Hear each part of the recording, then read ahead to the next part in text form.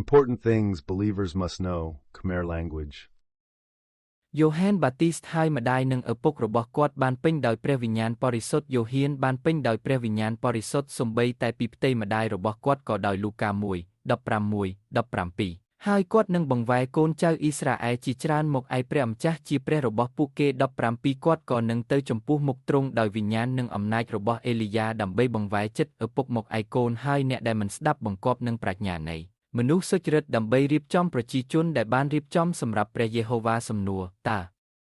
nokជឿថាបុរសខ្លាំងដូចជាយូហានបាទីសនឹងផ្លាស់ប្ដូរបេសកកម្មរបស់គាត់ជាមួយព្រះសម្រាប់អ៊ីស្រាអែលហើយធ្វើពិធីបុណ្យជ្រមុជទឹកដល់សាសដទៃទេ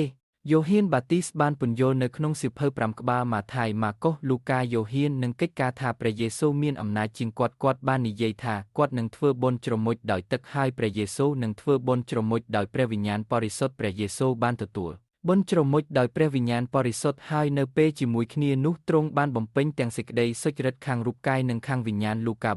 4:1បន្ទាប់មកព្រះយេស៊ូវបានពេញដោយព្រះវិញ្ញាណបរិសុទ្ធទ្រង់យាងត្រឡប់ពីទន្លេយ៉រដានហើយត្រូវព្រះវិញញាណនាំទៅទីរហោស្ថានម៉ារីជាម្ដាយរបស់ព្រះយេស៊ូវបានពេញដោយព្រះវិញ្ញាណនៅបន្ទប់ខាងលើកិច្ចការ1:13-14ការបានចូលទៅហើយក៏ឡើងទៅបន្ទប់ខាងលើដែលពួកគេស្នាក់នៅពេត្រុសយ៉ាកុបយូហាននិងអង់ត្រេភីលីបនិងថូម៉ាស់បតសឡូមូនិងម៉ាធាវយ៉ាកុបជាកូនរបស់លោកអាល់ផាយនិងស៊ីម៉ូនអ្នកឧស្សាហ៍និងយូដាសជាកូនរបស់យ៉ាកុប14អ្នកទាំងអស់នេះបានបន្តដោយឯកភាពគ្នាក្នុងការអធិស្ឋាននិងការអង្វរជាមួយស្ត្រីនិងនាងម៉ារីជាមាតារបស់ព្រះយេស៊ូវនិងជាមួយនឹងបងប្អូនរបស់ទ្រង់កិច្ចការ2:1-4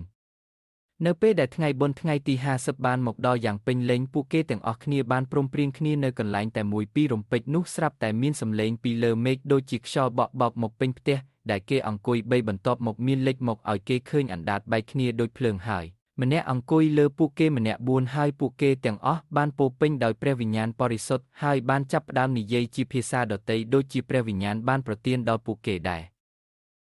ពួកសាសដទៃបានទទួលបុណ្យជ្រមុជដោយព្រះវិញ្ញាណបរិសុទ្ធហើយបានពេញដោយព្រះវិញ្ញាណបរិសុទ្ធដោយនិយាយភាសាដទៃសំណួរតើមានអ្វីកើតឡើងចំពោះពួកសាសដទៃការសម្លាប់គ្រីស្ទបរិស័ទនិងពួកបរិសុទ្ធទាំងអស់ដោយសារលុយអំណាចនិងការគ្រប់គ្រងអ្នកជឿសុចរិតខាងរូបកាយអាក្រក់ដែលគេហៅថាបានសម្លាប់វិញ្ញាណអ្នកជឿសុចរិតដើម្បីប្រយោជន៍ផ្ទាល់ខ្លួនវាហាក់បីដូចជាគ្រូកង្វល់និងអ្នកដឹកនាំមិនយល់អំពីទុក្ខលំបាកដែលពួកសាសដទៃកំពុងជួបប្រទះអ្វីត្រូវបានធ្វើដោយបញ្ជាជាមួយព្រះបញ្ជាគឺមកពីព្រះដល់ព្រះយេស៊ូវនិងពីព្រះយេស៊ូវដល់ពួកសិស្សនោះហើយជាមូលហេតុដែលបេសកកម្មត្រូវបានផ្ដល់ឲ្យសិស្សនៅក្នុងម៉ាថាយ28:19ដូច្នេះចូលទៅបញ្ចុះបញ្ចូលឲ្យคล้ายជាសិស្សនៃរូបជាតិសាសធ្វើពិធីជ្រមុជទឹកឲ្យពួកគេក្នុងព្រះនាមនៃព្រះវរបតានិងនៃព្រះរាជបុត្រានិងនៃព្រះវិញ្ញាណបរិសុទ្ធយូហាន20:21ព្រះយេស៊ូវមានព្រះបន្ទូលទៅគេម្ដងទៀតថាសូមឲ្យអ្នករាល់គ្នាមានសេចក្តីសុខសាន្តដូចព្រះបតាបានចាត់ខ្ញុំមកខ្ញុំក៏ចាត់អ្នកដែរនិយាយជាមួយពួកសិស្សគ្រីស្ទៀនព្រះយេស៊ូវបានចាត់សិស្សដែលត្រូវបានគេហៅថាជាគ្រីស្ទសាសនិកនិងពួកបរិសុទ្ធសិស្សម្នាក់គឺជាគ្រីស្ទបរិស័ទនៅក្នុងកិច្ចការ11:26ហើយពួកសិស្សត្រូវបានហៅដំបូងថាជាគ្រីស្ទៀននៅក្រុងអាន់ទីយ៉ូកដូច្នេះអ្នកអាចនិយាយបានថាមានតែគ្រីស្ទបរិស័ទនិងពួកបរិសុទ្ធទេដែលអាចបង្រៀនសេចក្តីពិតដល់អ្នកជឿបានពីព្រោះពួកគេគឺជាអ្នកដែលមានព្រះវិញ្ញាណនៃសេចក្តីពិតលូកា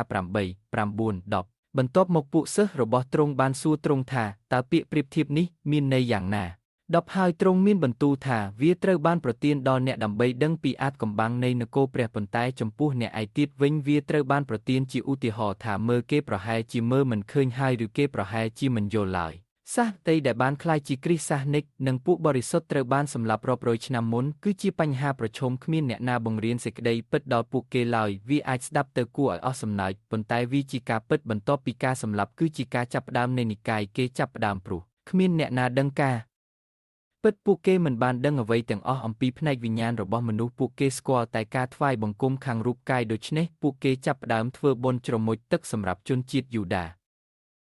ដោយមិនដឹងការពិតគ្រូកង្វល់កំពុងបង្រៀនព័ត៌មានមិនពិតអំពីយ៉ូហាន3:15ត្បិតព្រះជាម្ចាស់ស្រឡាញ់លោកីរហូតដល់ទ្រង់បានប្រទានព្រះរាជបុត្រាតែមួយរបស់ទ្រង់ដើម្បីអ្នកណាដែលជឿលើទ្រង់មិនត្រូវវិនាសឡើយប៉ុន្តែមានជីវិតអស់កលុបជានិច្ចមនុស្សជាច្រើនកំពុងនិយាយថាប្រសិនបើអ្នកទទួលបានការអភ័យទោសពីការសង្គ្រោះពីអំពើបាបនោះអ្នកនឹងទទួលបានជីវិតជារៀងរហូតនោះមិនមែនជាការពិតទេយ៉ូហាន